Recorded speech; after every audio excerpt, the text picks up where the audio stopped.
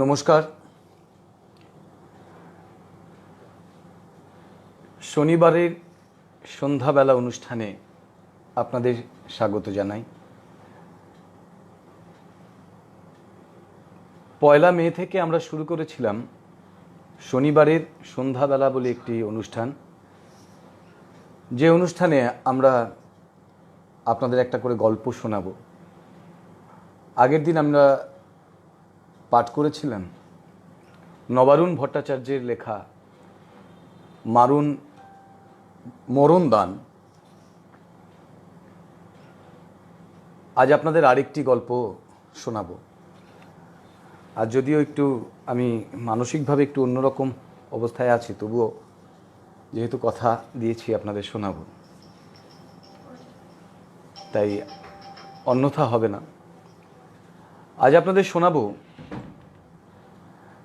শৈলজানন্দ মুখোপাধ্যায়ের লেখা নারী মেধ বলে একটি গল্প। নারী মেধ।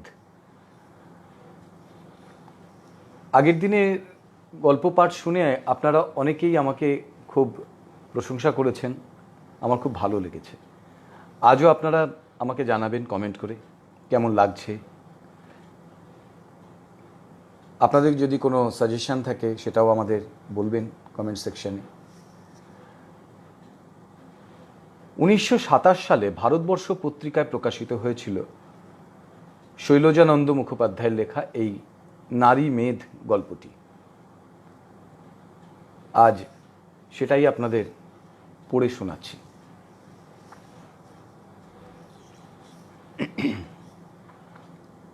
গুরুদেব তখন বাঁচিয়া ছিলেন। গুরুমা বলিতেন, তোমার অবর্তমানে বলতে নেই, আমায় কিন্তু পথে দাঁড়াতে হবে, বুঝতে পারছি। হইলও তাই। গুরুদেব হঠাৎ মারা গেলেন। মাসখানেক পরেই গুরুমা তাহার ছোট ছেলেটিকে সঙ্গে লইয়া ভিক্ষায় বাহির হইলেন। ভিক্ষার নেই, দিন চলে। সে বছরও অমনি বাহির হইয়াছেন। পথেই বর্ষা নামিয়া পড়িল। বাড়ি ফিরিতে হইলে প্রকাণ্ড একটা নদী পার হইতে হয়। ভীষণ খরস্রোতা নদী। বান না কমিলে নৌকা চলে না। গুরুমা গুরুতর সমস্যায় পড়িয়া গেলেন। মনে পড়িল বাঁকুলিয়া গ্রামের পরাশর ঘোষালের স্ত্রী তাহাকে একখানি চিঠি লিখিয়াছিল বহুদিন পূর্বে। কাজেই কথাগুলি এখন আর তাহার ঠিক মনে নাই। মেয়েটির নাম নয়নতারা। মেয়েটি বন্ধা। তাহার জন্য খানিকটা আক্ষেপ তো ছিলই। তাহার উপর একটি ভাইকে সে তাহার কাছে আনিয়া রাখিয়াছে, বিবাহ দিয়াছে। সুন্দরী বউ, কিন্তু বরাত এমনই যে তাহারও গতিক বেশ ভালো বোধ হইতেছে না। ছেলেপুলে তাহারও বোধ করি কিছু হয় না। এমনি সব নানান কথার পর লিখিয়াছিল, ইহার উপায় কি হইতে পারে বলিয়া দিন। দয়া করিয়া একবার পায়ের ধুলা দিয়া আশীর্বাদ করিয়া গেলে বড় ভালো হয়। পথের একটা লোককে গুরুমা জিজ্ঞাসা করিলেন, বাঁকুলিয়া এখান থেকে কত দূর বাবা? লোকটা যাহা বলিল শুনিয়া মনে হইল নিতান্ত কাছে। বলিল, বেশি দূর নয় মাটাগ্রুন, কাছেই বটে। বলিয়াই আঙুল বাড়াইয়া দেখাইয়া দিল, ওই যে তাল গাছ, ওইখানে একটা গাঁ। তা বাদে ওই যে কয়লা খাদের ডাগর ডাগর চিমনি, ওইখানে বাঁকুলিয়া। বলিল বটে, কিন্তু পথ যেন আর ফুরাইতে চায় না। কয়লা কুঠির দেশ, চারিদিকে রেলের লাইন, লোহালক্করের যন্ত্রপাতি, চিমনি আর ধোঁয়া। অসমতল প্রান্তরের উপর মাঝে মাঝে এক একখানি গ্রাম। গুরুমা কয়েকবার এখানে আসিয়াছিলেন বটে, কিন্তু পায়ে চলার অজানা পথে এই প্রথম। বৈকালের দিকে আকাশে আবার মেঘ উঠিল। বাতাস ভারী হইয়া উঠিয়াছে। বহুদূরের গ্রামগুলা এতক্ষণ পর্যন্ত নজর চলিতেছিল, এইবার দৃষ্টির পরিধি ক্রমশ সংকীর্ণ হইয়া আসিতেছে। অন্ধকার। কিন্তু বাঁকুলিয়া গ্রাম আর বেশি দূরে নয়। বহুকালের পুরাতন কয়েকটা কয়লাকুঠি, কোনোটা চলিতেছে, কোনোটা বা বন্ধ। কোনো রকমে তাড়াতাড়ি হাঁটিয়া গুরুমা গ্রামে পৌঁছিলেন। গুরুমা একা ছিলেন না, 7-8 বছরের ছেলেটি তো ছিলই, সঙ্গে আরেকটি মেয়ে, বয়স প্রায় 20-র কাছাকাছি, চমৎকার চেহারা। সদর দরজাটা পার হইয়া আসিয়া উঠান হইতে গুরুমা ডাকিলেন, পরাশর। কিন্তু কাহারও সাড়া পাওয়া গেল না। উপরের ঘরে মনে হইল কাহারা যেন কথা কহিতেছে। ঘর ঝাঁট দেওয়ার শব্দ শোনা যাইতেছিল। গুরুমা আবার ডাকিলেন, নয়নতারা। কথাবার্তা হঠাৎ বন্ধ হইয়া গেল। কে গা?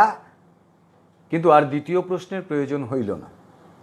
জানলার পথে একবার উঁকি মারিয়া দেখিয়াই নয়নতারা দুমদুম করিয়া সিঁড়ি দিয়া নিচে নামিয়া আসিল বটে, কিন্তু তাড়াতাড়ি অতগুলো সিঁড়ি ভাঙিতে গিয়া বেচারা একটুখানি কাত হইয়া পড়িল।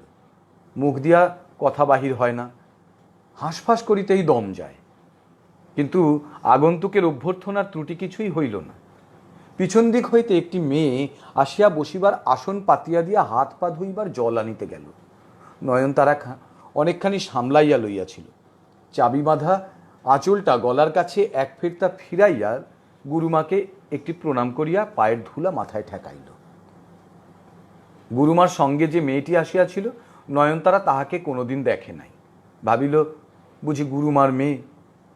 কিন্তু তাহাকে প্রণাম করিতে গিয়া রীতিমতো অপ্রস্তুত হইয়া দাঁড়াইয়া পড়িল। জিভ কাটিয়া দরজার কাছ হইতে মেয়েটি তো খানিকটা সরিয়া গেলই, গুরুমাও হাঁ হাঁ করিয়া উঠিয়া দাঁড়াইলেন। করো কি নয়নতারা? শূদ্রের মেয়ে, শূদ্র। কিন্তু শূদ্র বলিয়া চিনিবার জো নাই।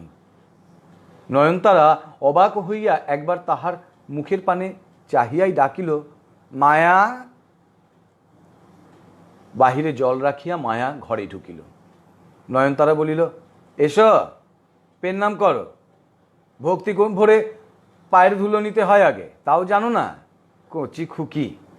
গলায় কাপড় দিয়া হাঁটু গাড়িয়া মায়া একটা প্রণাম করিয়া উঠিয়া দাঁড়াইল। তাহার পর যে ভুল নয়নতারা করিয়াছে, মায়াও সেই ভুল করিতে যাইতেছিল। নয়নতারা নিষেধ করিল, বলিল, ওকে নয়, ও শূদ্রের মেয়ে। মেয়েটিকে সে আগেই লক্ষ্য করিয়াছিল। শূদ্রের মেয়ে বলিতে আর একবার চাহিয়া দেখিল। নয়নতারা বলিল, দেখছ কি, বসো বলিয়া তাহার হাতের কাছে বসাইয়া দিল, নিজে বসিল। বলিও, এই দেখো মা, এই মায়ার সুন্দর মুখখানির দিকে গুরুমা এক দৃষ্টে তাকাইয়াছিলেন। নয়নতারার কথা শুনিয়া চোখের পাতা দুইটি তাহার সহসা ভারী হইয়া নিচের দিকে নুইয়া পড়িল। গুরুমা সস্নেহে তাহার পিঠের উপর হাত রাখিয়া বলিলেন, না, বেশ বউ। বলিয়াই তিনি অন্য কথা পারিলেন, পরাশরকে দেখছি না তো, গেছে নাকি কোথাও? নয়নতারা তাহার ঠোঁট দুইটা উল্টাইয়া বলিল, থাকে নাকি কোনো দিন? কয়লা কয়লা করে ছুটে বেড়ায়, কার বাড়ি মানুষ থাকলে চলেও না। মায়া এইবার মুখ তুলিল। নয়নতারার কানের কাছে মুখ লইয়া গিয়া অত্যন্ত ভয়ে ভয়ে চুপি চুপি জিজ্ঞাসা করিল, ওদের জলখাবার করিগে যাই? মায়া উঠিয়া গেল। তখনও দরজা পর্যন্ত গিয়াছে কিনা সন্দেহ। নয়নতারা বলিল, অন্য বউ হলে এতক্ষণ কোন ফাঁকে উঠে যেত। শূদ্রের মেয়েটি দরজার কাছে বসিয়াছিল। গুরুমা বলিলেন, যা মা ছবি, তুই যা বৌমার সঙ্গে হাতে হাতে করে দিকে যা। ছবি নামটি বেশ, চেহারার সঙ্গে মানায় ভালো।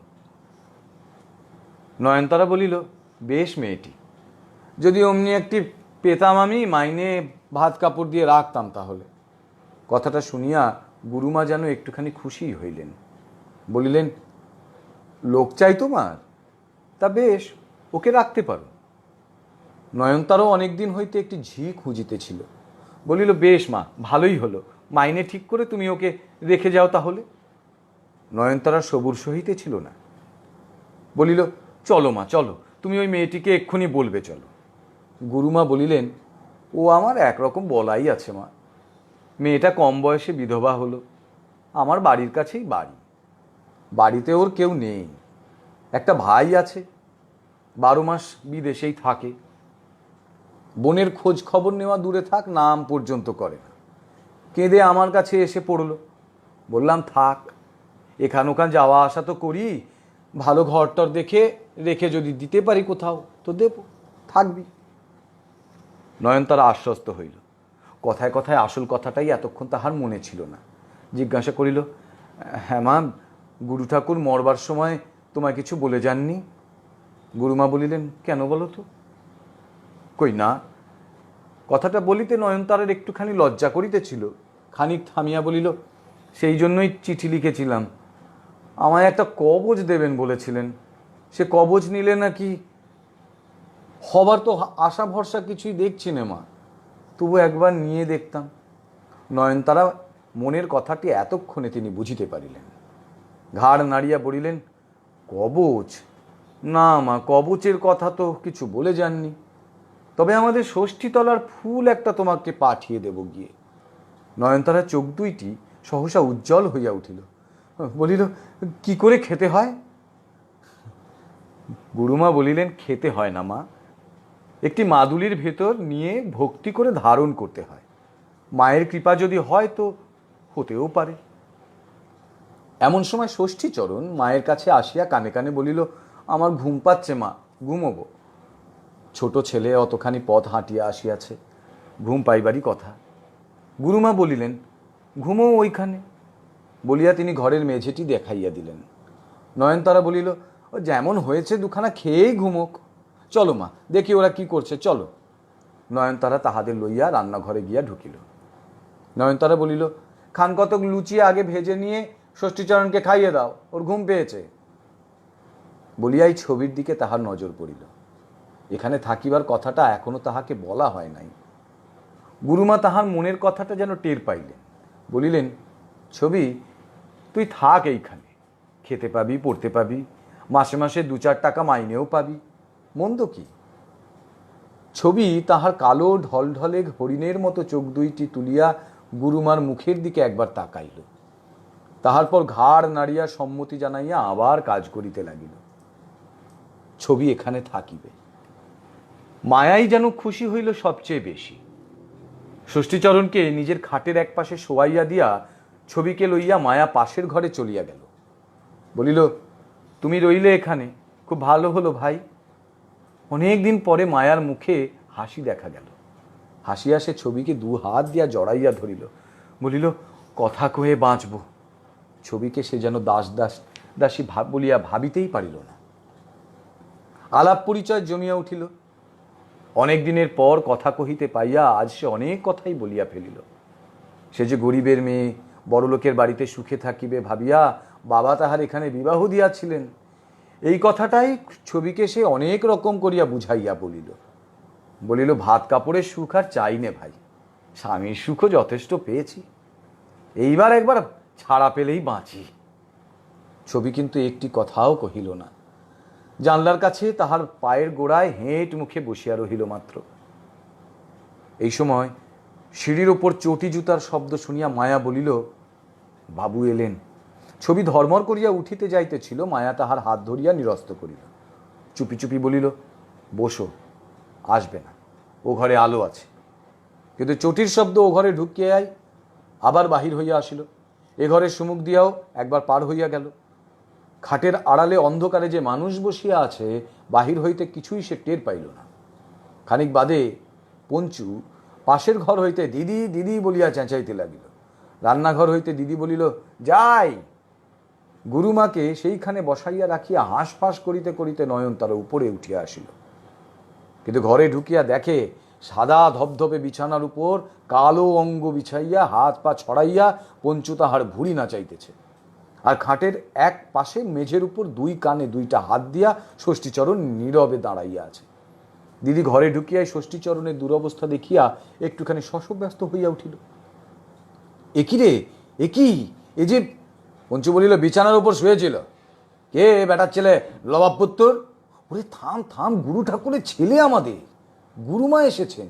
আয় আয়, পেন নাম করবি, আয় আয়, পায়ের ধুলো নিবি, আয়। পায়ের ধুলো কাল নিলে হবে না? এই নয়নতারাকে দেখিয়া ষষ্ঠীচরণ হাত দুইটি কান হইতে সরাইয়া লইয়াছিল, কিন্তু আবার অতর্কিতে আর এক চড় খাইয়া ভয়ে ভয়ে সে তাহার হাত দুইটি কানের কাছে তুলিতে গেল। নয়নতারা তাহাকে সরাইয়া দিয়া বলিল, বউটার মতো বজ্জাত মেয়ে আমি দেখলাম না দুনিয়ায়। কেন বাপু, জানিস তুই পঞ্চু আমাদের রাগী মানুষ, তবু ইচ্ছে করে কেন ওইখানে আর একটা বিছানা করে দিলেই তো হতো। বউ, ও বউ, কোথায় গেলেন তারা?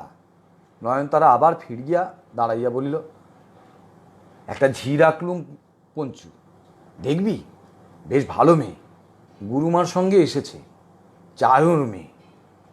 নয়নতারার ডাক শুনিয়া ছবিকে সঙ্গে লইয়া মায়া তখন ও ঘর হইতে বাহির হইয়া চুপি চুপি নিচে নামিয়া যাইতেছিল। নয়নতারা ডাকিল, ছবি, শোনো তো মা। অন্ধকার বারান্দার উপর ছবি থমকিয়া দাঁড়াইল। নয়নতারা তাহার হাতে ধরিয়া ঘরের ভিতর টানিয়া আনিয়া পঞ্চুর সম্মুখে দাঁড় করাইয়া দিল। বলিল, এই দেখ, ঝি না ঝি। পঞ্চু প্রথমে ততটা গ্রাহ্য করে নাই, কিন্তু আর চোখে ছবির মুখখানা দেখিবা মাত্র সে তড়াক করিয়া বিছানার উপর উঠিয়া বসিল। আঙুল বাড়াইয়া বলিল, দে তো দিদি সিগারেটের বাক্সটা, ওই যে ওই সাদা জামাটার পকেট থেকে। তাহার পর একটা সিগারেট মুখে দিয়া টানিতে টানিতে বলিল, দোকানদার বেটা বলে কি জানিস দিদি, বলে 2 পয়সায় একটি সিগারেট, এ এক আপনি ছাড়া এ গায়ে আর কেউ খায় না। বলিয়াই সে একবার নয়নতারার দিকে একবার ছবির দিকে তাকাইয়া ফ্যা ফ্যা করিয়া হাসিতে লাগিল। ঘোড়ার মতো মুখ, কিম্ভূত কিমাকার চেহারা, নয়নতারার ভাই বলিয়া চেনাই যায় না, মায়ার স্বামী বলিয়া ভাবিতে কষ্ট হয়। মায়া বোধ করি বাহিরের অন্ধকারে তখনও দাঁড়াইয়াছিল। ঝুন করিয়া চুরির শব্দ হইতেই ছবি তাড়াতাড়ি বাহিরে চলিয়া গেল। পঞ্চু বলিল, চল দিদি চল, দেখি তোর গুরুমা কেমন, একটা পেন নাম ঠুকেই আসা যাক, চল। দিন 2 পরে সংবাদ পাওয়া গেল, নদীর খেয়াঘাট খুলিয়াছে, নৌকা চলিতেছে এবং সম্প্রতি আশঙ্কার কোনো কারণ নাই। 4টি টাকা প্রণামী দিয়া নয়নতারা গুরুমার পায়ের ধুলা লইয়া বিদায় দিল। গরুর গাড়ি দরজায় আসিয়া দাঁড়াইল। গুরুমা বলিলেন, ষষ্ঠী মায়ের ফুল আমি গিয়েই পাঠিয়ে দেব। ছবিকে কাছে ডাকিয়া বলিলেন, কোনো ভয় ভাবনা নেই তোর, ভালো করে থাকিস মা, মাঝে মাঝে চিঠিপত্তর দিস। ছবি প্রণাম করিতেই গুরুমা গাড়ির উপর উঠিয়া বসিলেন। ষষ্ঠীচরণ আগেই তাহার জায়গা দখল করিয়াছিল। গুরুমা বিদায় লইলেন। এইবার গল্প শুরু। পঞ্চু মুখে কিছু বলে না, আর চোখে মুচকি মুচকি হাসে, আর জানোয়ারের মতো ছোট ছোট চোখ দুইটা তুলিয়া মিটমিট করিয়া তাকায়। এই যে সব একেবারে নিরর্থক তাহা নয়, ছবি সবই বুঝিতে পারে, হয় সেখান হইতে পালায়, নয়তো পিছন ফিরিয়া বসে। উপরের বারান্দায় ছবি সেদিন ঝাঁট দিতেছে, পঞ্চু খালি গায়ে উপরে উঠিয়া বসিয়া তাহার পাশ দিয়া হাঁটিতে গিয়া থমকিয়া দাঁড়াইল। ছবি সরিয়া যাইতেছিল, পঞ্চু বলিল, সরতে হবে না, ভাসুর নই, বলিয়াই হাসিল। হাসিয়া সে তাহার ঘরের দরজা পর্যন্ত আগাইয়া গিয়া মাথার উপর চৌকাঠটা ডান হাত দিয়া ধরিয়া আবার পিছন ফিরিল। বলিল, বিয়ে হয়েছিল? তোর গয়না কই ছবি? দেয়নি বুঝি? তাড়াতাড়ি ঝাঁট দিতে দিতে বাঁ হাত দিয়া পিঠের কাপড়টা ভালো করিয়া টানিয়া লইয়া ছবি শুধু হেঁট মুখে নীরবে একবার ঘাড় নাড়িল। পঞ্চু বলিল, আমার ঘরটা ঝাঁট দিয়ে দিকে দেখি। এই এই ছবি, ঝাঁটাটা সেইখানে ফেলিয়া দিয়া ছবি তাড়াতাড়ি নিচে নামিয়া গেল। নয়নতারা চৌকির উপর বসিয়া তোলা উনুনে কড়াইয়ের তখন নাড়িতেছিল। ছবি মুখ ভারী করিয়া কাঁদো কাঁদো মুখে বলিল, দেখো দিদি, পঞ্চুবাবু। কথাটা তাহার শেষ হইতে পাইল না। নয়নতারা চোখ দুইটা তাহার বড় করিয়া মুখ তুলিয়া বলিল, পঞ্চুবাবু কি? দাদাবাবু বল। কিন্তু আর কোনো কথা না বলিয়া চুপ করিয়া ছবি দাঁড়াইয়া রহিল। নয়নতারা বলিল, কি? ছবি বলিল, দাদাবাবু আমাকে যা তা বলছে। নয়নতারা সজোরে বার কত ঘাড় নাড়িল। না, পঞ্চু সে ছেলেই নয়। পঞ্চু আড়ালে দাঁড়িয়া সব শুনিতেছিল। এইবার সাহস পাইয়া সেইখান হইতে সে বলিয়া উঠিল, দেখলি দিদি, ঝাঁট দিচ্ছিল, বললাম ঘরটা নোংরা হয়েছে, যাবার বেলা আমার ঘরেও এক হাত দিয়ে যাস। যেই বলা দুমদুম করে সিঁড়ি ধরে নেমে এলো। ছবি তখনও হেঁট মুখে দাঁড়াইয়াছিল। নয়নতারা বলিল, যা, আর বেশি বাড়াবাড়ি করিস নে, রান্নাঘরে বাটা ঘষা করে দিকে যা। দিন 7-8 পরে সেদিন বৈকালে মায়ার হঠাৎ কম্প দিয়া জ্বর আসিল। নয়নতারা বলিল, এই ছুতো নিয়ে কতদিন সে পড়ে থাকবে তার ঠিক ঠিকানা নেই, তার চেয়ে ডাক্তার ডাক পঞ্চু। গায়েই ডাক্তার, বিদেশি মানুষ। পঞ্চু তাহাকে ডাকিয়া আনিল। ডাক্তারবাবু রোগী দেখিয়া ঔষধের ব্যবস্থা করিয়া গেলেন। কপালে অডিকোলন আর জলের পটি দিতে হইবে সারা রাত, আর 4 প্রহরে 4 দাগ ঔষধ। লোকের অভাবে সেদিন আর হাঁড়ি চলিল না। অতি কষ্টে একটা তরকারি করিয়া খানকতেক লুচি ভাজিয়া নয়নতারা একেবারে নাকাল হইয়া পড়িল। নিজে খাইয়া পঞ্চুকে খাওয়াইয়া ছবিকে বলিল, খেয়ে নিস, আমি আর পারি না বাবা, শুইকে যাই। কিন্তু শুইবার আগে নয়নতারা একবার মায়াকে দেখিতে আসিল। গায়ে মাথায় হাত দিয়া বলিল, তোরা দুজন রইলি, ওষুধপত্র ঠিক ঠিক খাওয়াস পঞ্চু, কালকে যেন চাঙ্গা হয়ে ওঠে। বলিয়া সে পান চিবাইতে চিবাইতে নিজের ঘরে গিয়া ঢুকিল। হাঁকিয়া বলিল, দরকার হলে জাগাস। পঞ্চু তো করিল সবই, ঘুমাইল না, কিন্তু ঘরের এক কোণের দিয়ে ওই মাদুরে চুপ করিয়া পড়িয়া রহিল। রাত্রি জাগিয়া ছবি মায়ার শুশ্রূষা করিতে লাগিল। ঘড়িতে তখন প্রায় 2টা বাজিয়াছে। ঘুমের ঘোরে ছবি ঢুলিয়া ঢুলিয়া পড়িতেছিল। পঞ্চু তড়াক করিয়া লাফিয়া উঠিয়া বলিল, যা তুই ঘুমোগে যা, এবার আমি বসি। ছবি ধীরে ধীরে উঠিয়া বাহিরে চলিয়া গেল। নয়নতারার ঘরে খিল পড়িয়াছে, নিচের ঘরগুলা চাবি বন্ধ, কাজেই বারান্দা ছাড়া আর উপায় নাই। বারান্দাটাও অন্ধকার, জ্যোৎস্না ডুবিয়া গিয়াছে। ঘুমে তখন তাহার চোখ দুইটা জড়াইয়া আসিতেছিল। ভাবিল, আসুক ঘুম, সে চোখ রগড়াইয়া কোনো রকমে জাগিয়া থাকিবে। রাত্রি আর কতক্ষণই বা আছে, কিন্তু ঠান্ডা হাওয়ায় পালিশ করা সিমেন্টের মেঝের উপর শুইয়া অত রাত্রে জাগিয়া থাকাও দায়। সহসা তাহার ঘুম ভাঙিয়া গেল, কিন্তু নিরুপায়। নিস্তব্ধ রাত্রি, চারিদিক অন্ধকার। ঘরের ভিতর হইতে রোগীর আর্তকণ্ঠ শোনা যায়, চেঁচাইবার উপায় নাই, মুখে কাপড় চাপা। এ কি নৃশংস অত্যাচার! নিঃসহায় নারী আর ক্ষুধার্ত জানোয়ার। ছবির সকল চেষ্টাই ব্যর্থ হইয়া গেল। সমস্ত অঙ্গ তাহার ধীরে ধীরে শিথিল হইয়া আসিতেছিল। তাহার পর আর কোনো কথা নয়। রক্ত মাংসের মানুষ, পুরুষ ও নারী দিনের পর দিন গড়াইয়া চলিতে লাগিল এইভাবে। মায়া সারিয়া উঠিয়াছে, কিন্তু শরীরটা যে তাহার কেন ভাঙিয়া গেল কে জানে। মাঝে মাঝে জ্বর হয়, ঔষধ খাইতে চায় না, বিছানায় পড়িয়া ছটফট করে, আবার ঝাড়াঝুড়ি দিয়া সারিয়া ওঠে। উঠিয়াই স্নান করিয়া হেঁসেলের কাজে লাগিয়া যায়। শরীরের উপর অযথা অত্যাচার চলিতে থাকে। পঞ্চু হাসে, বলে, দিন দিন চেহারা যে তোমার। মায়া কথা বলে না। নয়নতারা বলে, পঞ্চু একটু ভালোবাসে তাই, নইলে কোন দিন ভাইয়ের আবার বিয়ে দিতাম।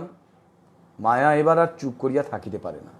মুখের উপর না বলিলেও আড়ালে গিয়া তাহাকে শুনাইয়া শুনাইয়া জবাব দেয়, দাও না, বারণ তো করিনি। রাগে নয়নতারা কটমট করিয়া তাকায়, বলে, স্বামীর আদর্শ হাক পেয়ে পেয়ে গর্ব তোর বাড়লো দেখছি। হ্যাঁ, 6টি মাস দেখিতে দেখিতে জলের মতো কাটিয়া যায়। ছবির রূপ যেন তাহার সর্বাঙ্গ দিয়া ফাটিয়া পড়ে। যৌবনের বশে চটুলতা আর নাই। স্নিগ্ধ শান্ত একটা অনবদ্য সৌন্দর্য যেন তাহার সমস্ত দেহটিকে ধীরে ধীরে জড়াইয়া ধরিয়াছে। মায়াকে নয়নতারা যখন তখন বলিতে শুরু করিয়াছে, দেখ লো দেখ, আমার ঘরের ভাত কাপড়ের গুণ দেখ, আর তোকেই কিনা সুখে খেতে ভূতে কিলোলো। একদিন মায়া দেখে, সদ্য স্নান করিয়া কালো কালো এক পিঠ চুল এলাইয়া দিয়া বারান্দায় রেলিং ধরিয়া ছবি দাঁড়াইয়া আছে। প্রভাতের রৌদ্র তাহার গায়ে মুখে যেন ঠিকরাইয়া পড়িতেছে। মায়া গোপনে ঘরের ভিতর হইতে এক দৃষ্টি তাহার দিকে তাকাইয়া থাকে। অনেক দিন হইতে সে আর তাহার সঙ্গে ভালো করিয়া কথা বলে না, তবু একবার ইচ্ছা করে ডাকিয়া শুধায়। ভাত কাপড়ের অভাব তো অনেকেরই থাকে না, রূপের গৌরবও তো অনেকেই করিতে পারে, কিন্তু ওই কি শেষ? জীবনের মূল্য কি আর কোথাও কিছুই নাই? মুখে রোদ লাগিতেই ছবি হঠাৎ মুখ ফিরাইল। মুখের উপর কেমন যেন একটা দুঃখের ছায়া, ইহাই যেন সে দেখিতে চাহিয়াছিল। ডাকিল, ছবি। ছবি ধীরে ধীরে শুষ্ক মুখে অপরাধীর মতো ঘরে আসিয়া ঢুকিল। মায়া বলিল, অমন মন মরা হয়ে দাঁড়িয়ে আছিস যে? ছবি মুখ তুলিয়া কথা বলিতে পারিল না। হেঁট মুখে খাটের এক পাশে দাঁড়াইয়া বিছানার চাদরটা নাড়িতে নাড়িতে বলিল, আমি একবার বাড়ি যাব। বাড়ি? বাড়িতে তোর কেউ নেই বলেছিলি না? দাদা আছে, আমি যাব। শেষের কথাটা সে এমনই ভাবে উচ্চারণ করিল, মনে হইল এখনই যেন সে কাঁদিয়া ফেলিবে। মায়া আর কোনো প্রশ্ন করিল না। কেন যাইবে, কখন যাইবে, কতদিনের জন্য যাইবে? অন্য সময় হইলে এসব মায়া তাহাকে একবার জিজ্ঞাসাও করিত, কিন্তু এখন আর নিজের দিক দিয়া কাহাকেও কোনো প্রশ্ন করিবার স্পৃহা তাহার নাই। যে থাকে সে থাক, যে যায় সে যাক। নিজের বঞ্চনার দুঃখ তাহাতে এতটুকুও কমিবে বলিয়া তাহার মনে হয় না। ছবি তখনও দাঁড়াইয়াছিল। মায়া বলিল, ভিজে মাথায় দাঁড়িয়ে থাকিস নে ছবি, চুলগুলো শুকিয়ে নিগে যা। বলিয়াই তাড়াতাড়ি সে একটা বালিশ টানিয়া লইয়া খাটের কিনারে তলপেটটা চাপা দিয়া উপুড় হইয়া শুইয়া পড়িল। অসুখের পর হইতে মায়ার এই একটা নতুন ব্যামো সৃষ্টি হইয়াছে। থাকিয়া থাকিয়া পেটে একটা অসহ্য ব্যথা ওঠে। যন্ত্রণায় অস্থির হইয়া তখন সে এমনি করিয়াই হাতের কাছে যাহা পায় তাহাই চাপিয়া ধরিয়া যাতনাটা সামলাইবার চেষ্টা করে। ছবি ছাড়া আর কেহ তাহা জানিত না। ধীরে ধীরে সে তাহার কাছে আসিয়া বলিল, দিদিকে ডেকে দেব? প্রবল বেগে মাথা নাড়িয়া মায়া চিৎকার করিয়া উঠিল, না না না। ও বলিয়া সে তাহার দাঁতে দাঁত চাপিয়া দুই হাতের 10টা আঙুল দিয়া প্রাণপণে বিছানার চাদরটাকে টানিয়া টানিয়া জড়ো করিতে লাগিল। ছবি বলিল, আমি বাড়ি যাব দিদি। আর কিছু সে বলিতে পারিল না, গলার আওয়াজটা ভারী ভারী ঠেকিল। নয়নতারা জিজ্ঞাসা করিল, কেন বাড়ি, কেন হঠাৎ? ছবি বলিল, আমি যাব। পঞ্চুবোধ করি সিঁড়ি দিয়া উপর হইতে নিচে নামিতেছিল, অন্ধকারে হঠাৎ পিছন হইতে বলিয়া উঠিল, তাই যাস বাপু, যাস, ফিরবি কবে? ছবি তাহার দিকে না তাকাইয়াই বলিল, 5-10 দিন পরে। পঞ্চু ছুটি মঞ্জুর করিয়াছে, তাহার উপর আর কথা চলে না। তবু নয়নতারা একবার বলিয়া দেখিল, কিন্তু হ্যাঁ রে পঞ্চু, এ সময় মায়ার শরীর অমনি, তার উপর ও যদি চলে যায়। পঞ্চু সিগারেট টানিতে টানিতে কাছে আসিয়া দাঁড়াইল, বলিল, মায়ার আবার হয়েছে কি? কিচ্ছু হয়নি, কটা দিন নাও না কোনো রকমে চালিয়ে। আহা, 6 মাস বাড়ি যায়নি, মন কেমন করে তো। আনন্দে ঈষৎ হাসিয়া নয়নতারা বলিল, পঞ্চু কারো কষ্ট দেখতে পারে না, জানি তো, ও আমাদের গোষ্ঠীর স্বভাব। পঞ্চু জিজ্ঞাসা করিল, তা তুই যাবি কার সঙ্গে? সকলেই কিয়ৎক্ষণ চুপ করিয়া রহিল। ছবি বলিল, আপনি যদি এই খেয়াঘাট পর্যন্ত পৌঁছে দেন, তারপর আমি একাই। বলিয়া জানলার শিক ধরিয়া নিতান্ত অসহায়ের মতো ছবি একবার পঞ্চুর মুখের পানে তাকাইল। পঞ্চু বলিল, আমি? তা আমি? আমায় কেন বাপু?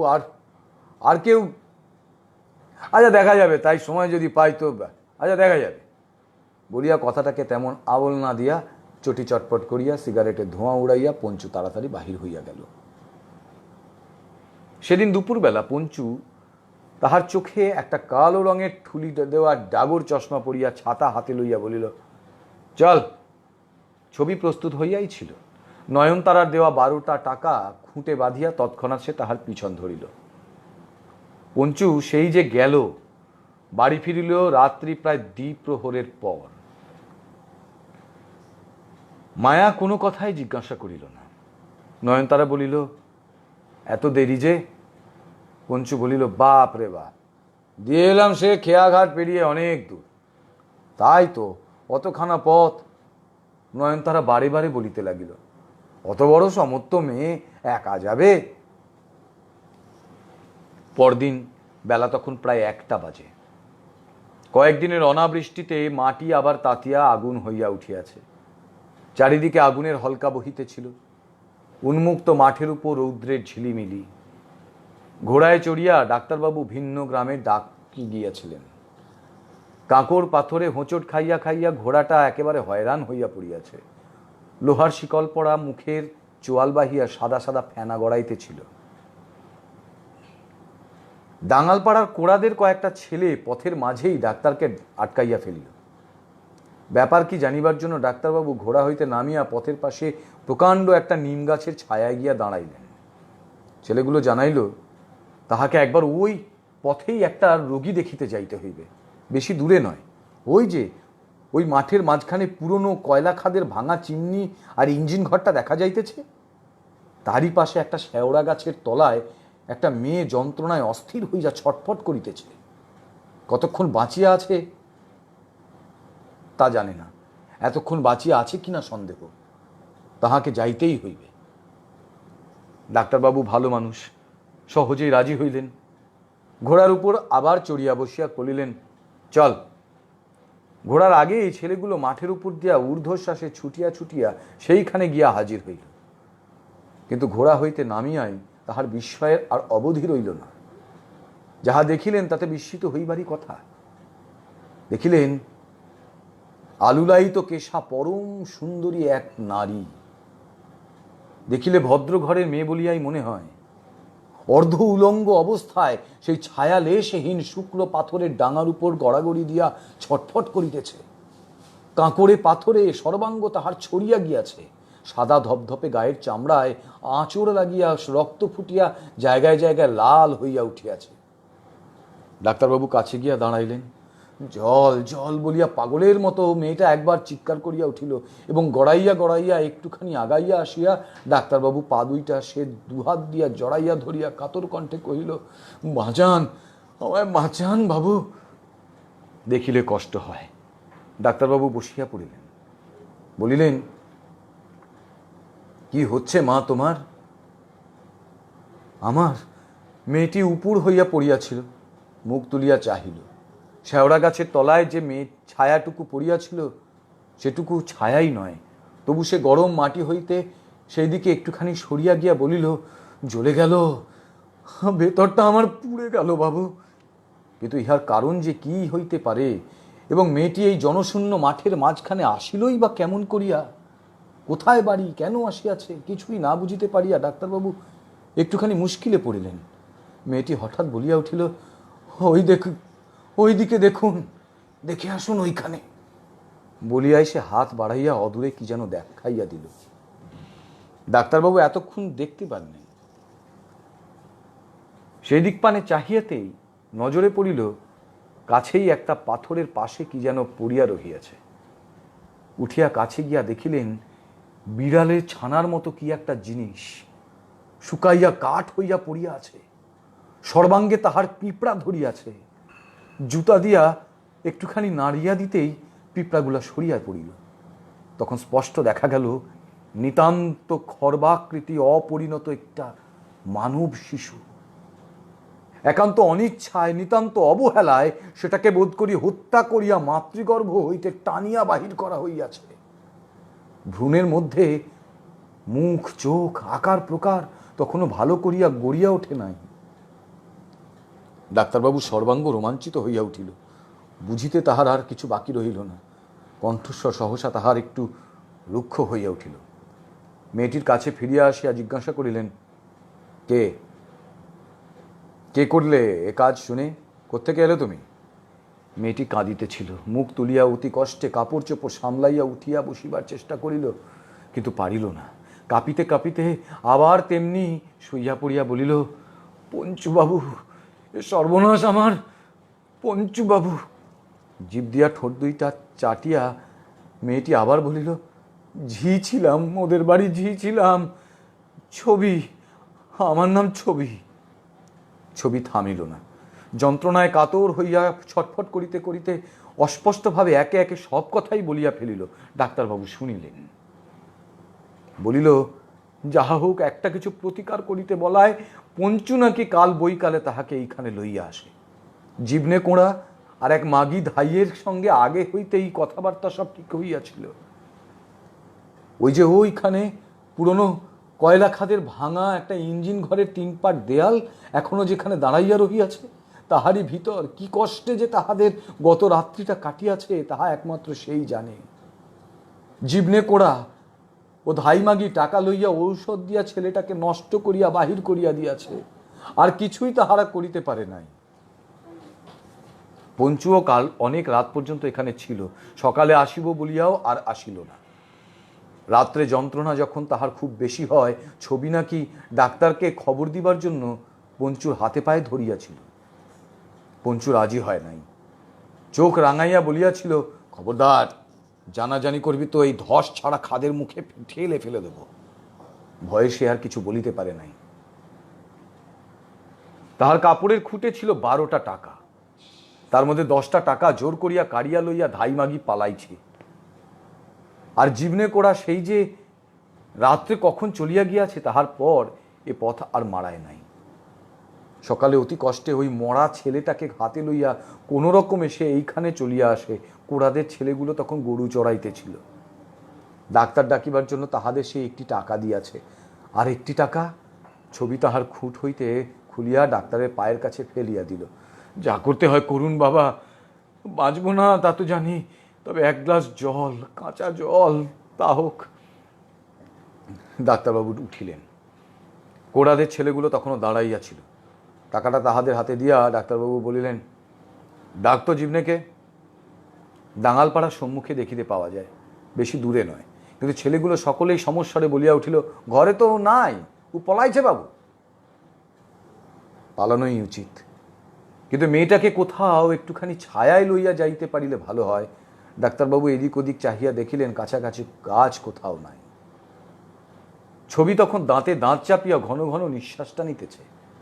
ডাক্তারবাবু বলিলেন, থাক, আমি ওষুধ পাঠিয়ে দিচ্ছি বলিয়া কোঁড়াদের ছেলেগুলাকে কাছে ডাকিয়া কহিলেন, আয় আমার সঙ্গে। ডাক্তারবাবু ঘোড়ায় চড়িলেন। ছবি আর একটি প্রশ্নও মুখে আনিল না। একে একে প্রত্যেকটি প্রাণী তাহার কাছ হইতে দূরে সরিয়া গেল। আসন্ন মৃত্যু, জনহীন উত্তপ্ত প্রান্তর, পিপাসার্ত কণ্ঠে দারুণ যন্ত্রণায় ছবি ছটফট করিতে লাগিল। ঔষধ লইবার জন্য ভিন্ন গ্রামের রোগী আসিয়াছিল। অবেলায় স্নানাহার করিয়া রোগী বিদায় করিতেই বেলা পড়িয়া গেল। কোড়াদের ছেলেদের হাতে ছবির জন্য ডাক্তারবাবু 1 গ্লাস গরম দুধ পাঠাইয়া দিয়াছিলেন। পরাশরবাবুর দরজায় গিয়া তিনি এত ডাকাডাকি করিলেন, কিন্তু পঞ্চুর সাড়া মিলিল না। ঘরে আছে না জীবনে কোড়ার মতো পলায়ন করিয়াছে, তাহাও কেহ বলিতে পারিল না। অগত্যা ডাক্তারবাবুকে আবার একাই সেই মাঠের মাঝখানে ছুটিতে হইল। গিয়া দেখেন কোথাও কেহ নাই। মেয়েটা যেখানে পড়িয়াছিল সেখানে মাত্র দুধের গ্লাসটা কাত হইয়া পড়িয়া আছে, আর ভিজা মাটি ও গ্লাসের উপর কালো কালো কতকগুলা পিঁপড়া আসিয়া জমিয়াছে। শেওড়া গাছটার এদিক ওদিক তন্ন তন্ন খুঁড়িয়া দেখিলেন। ঢালু মাঠের নিচে খানিকটা নামিয়া গেলেন, কিন্তু মেয়েটার কোনো চিহ্নই তিনি সেখানে দেখিতে পাইলেন না। ছেলেগুলো ধরাধরি করিয়া হয়তো তাহাকে ডাঙালপাড়ায় তুলিয়া লইয়া গিয়াছে। কাছেই ডাঙালপাড়া, কোড়াদের ছোট ছোট বাড়িগুলি সম্মুখে দেখা যায়। ডাক্তারবাবু ধীরে ধীরে সেই দিকে আগাইয়া চলিতেছিলেন। সহসা মনে হইল পুরানো খাদের ভাঙা ইঞ্জিন ঘরটার পাশে কাহারা যেন কথা কহিতেছে। ফিরিয়া দেখিলেন, সত্যই তাই। স্বচ্ছ দিবালোকে স্পষ্ট পরিষ্কার দেখা গেল দুধারে দুজন, একদিকে পঞ্চু আর একদিকে কোঁড়াদের সেই ছেলেটা। ধসিয়া পড়া খাদের মুখে মেয়েটাকে তুলিয়া ধরিয়াছে। কালো চুলের গোছা সমেত মাথাটা ঝুলিয়া পড়িয়া মাটিতে লুটাইতেছে। বেশি উঁচু করিয়া তুলিতে পারে নাই, কোমরের কাজটা যেন ভাঙিয়া পড়িয়াছে। মেয়েটাকে যে খাদের নিচে ফেলিয়া দিবার বন্দোবস্ত চলিতেছে দেখিলেই বোঝা যায়, কিন্তু পঞ্চুকে বিশ্বাস নাই। জীবন্ত অবস্থাতেই তাহার এই সমাধি হইতেছে কিনা জানিবার জন্য ডাক্তারবাবু ঊর্ধ্বশ্বাসে ছুটিতে লাগিলেন। হাতের ইশারা করিয়া চেঁচাইয়া বলিলেন, থাম থাম, ওরে থাম। কোড়াদের ছেলেটা পা দুইটা ধরিয়াছিল। চিৎকার শুনিয়া সহসা মুখ ফিরাইয়া হাত দুইটা সে ভয়ে ভয়ে ছাড়িয়া দিল। ভারী দেহ পঞ্চু একা ধরিয়া রাখিতে পারিল না। সেও ছাড়িয়া দিতেই ধপ করিয়া ঘাড় দুমড়াইয়া মেয়েটা আবার মাটিতে পড়িয়া গেল। হাত দুইটা আজ তেমনি উপরের দিকে তোলা, মরিয়াছে নিশ্চয়ই। ডাক্তারবাবুকে দেখিয়া পঞ্চু কি যে বলিবে কিছুই বুঝিতে পারিল না। কোড়াদের এই ছেলেটার হাতেই তিনি দুধ পাঠাইয়া দিয়াছিলেন। তাহাকে দেখিবা মাত্র ছেলেটা মহা উৎসাহে বলিয়া উঠিল, এলাম যখন তখন মেয়েটা হয়ে গেছিল ডাক্তার। হইয়া যাইবে তাহা তিনি জানিতেন, কিন্তু এই কি তাহার পরিণাম? কাপড়টা পর্যন্ত ভালো করিয়া পড়াইয়া দিতে পারে নাই। কাঁকর পাথরে ডাঙার উপর পায়ে ধরিয়া এমনি করিয়া তাহাকে টানিয়া আনা হইয়াছে যে অমন সুন্দর লম্বা কালো চুল ইহারি মধ্যে ধুলায় বালিতে একাকার হইয়া জট পাকাইয়া গিয়াছে। আসন্ন প্রসবা মাতার অনুন্নত সুন্দর শুভ্র দুটি স্তনে তখন দুধ জমিয়া বোটা দুইটি কালো হইয়া উঠিতেছিল। সাদা চামড়ার নিচে মোটা মোটা সবুজ শিরাগুলি স্পষ্ট দেখা যায়, কিন্তু প্রাণহীন নিষ্পন্দ সে দেহটার উপরেও অত্যাচার লাঞ্ছনার কোথাও কিছু অবশিষ্ট আছে বলিয়া মনে হয় না। যন্ত্রণায় ছটফট করিতে করিতে উপুর হইয়াই হয়তো সে মরিয়াছিল।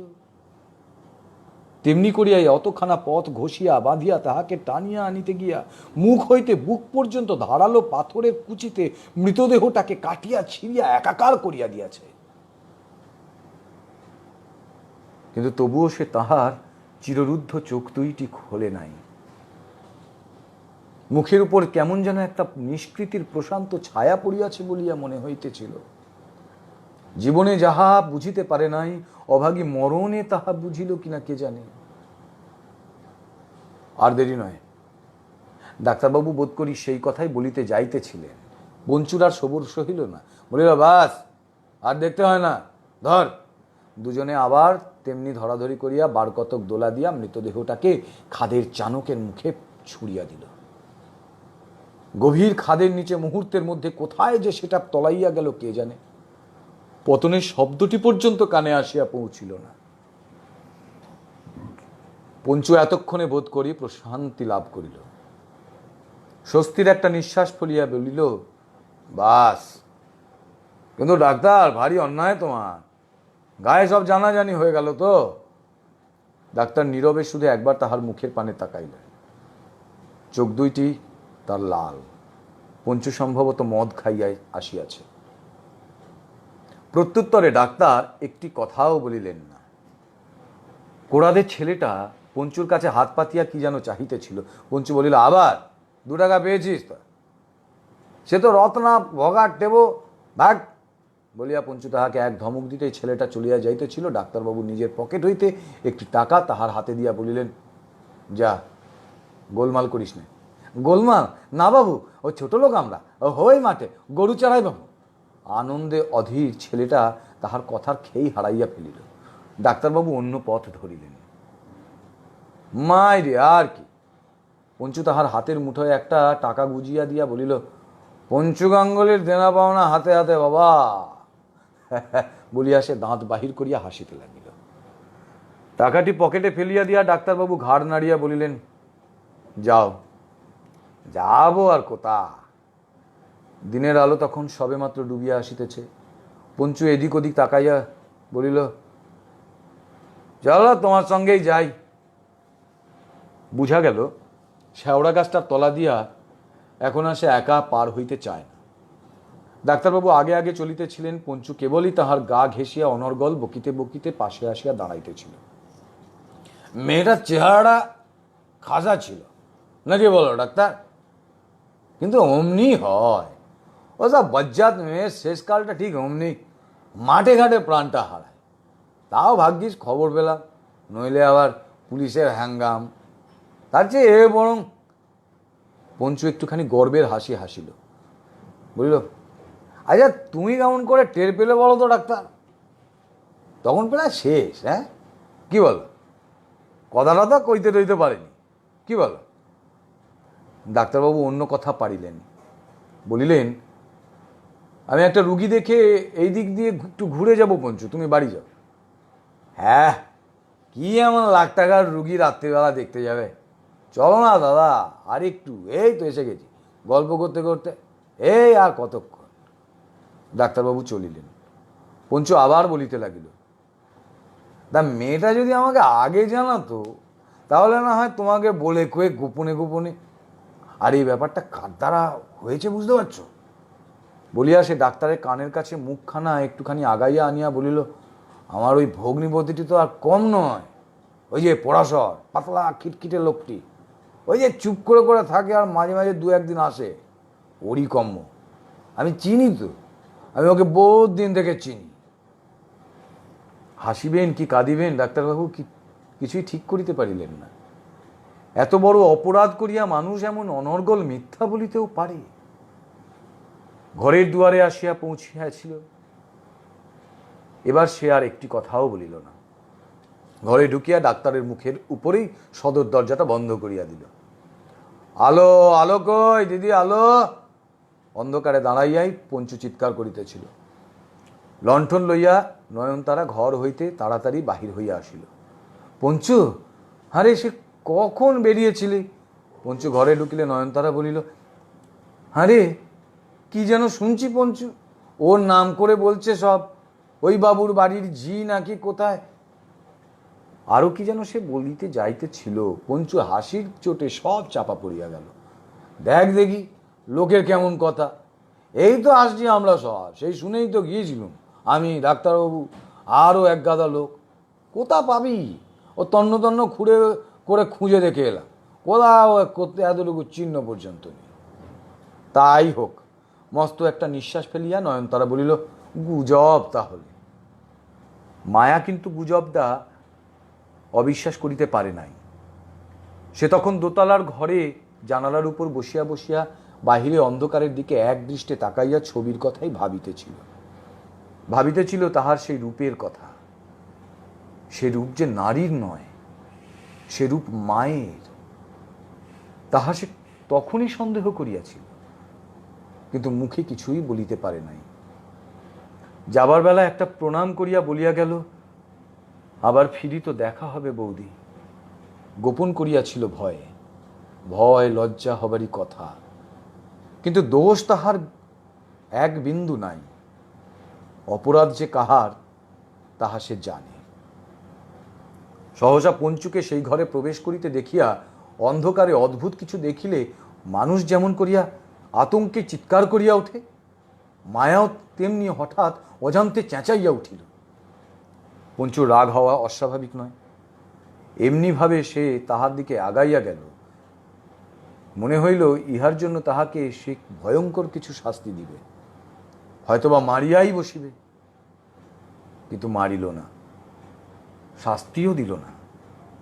প্রবল বেগে মায়াকে বুকের উপর টানিয়া আনিয়া সোহাগ করিয়া সজোরে একটা চুমা খাইল মাত্র। নমস্কার। আপনারা যারা শুনলেন তাদের কেমন লাগলো আপনারা জানাবেন। আগামী শনিবার আবার একটা নতুন গল্প নিয়ে আপনাদের সামনে আসব। আজকের মতো শুভরাত্রি জানাই। সকলে ভালো থাকবেন।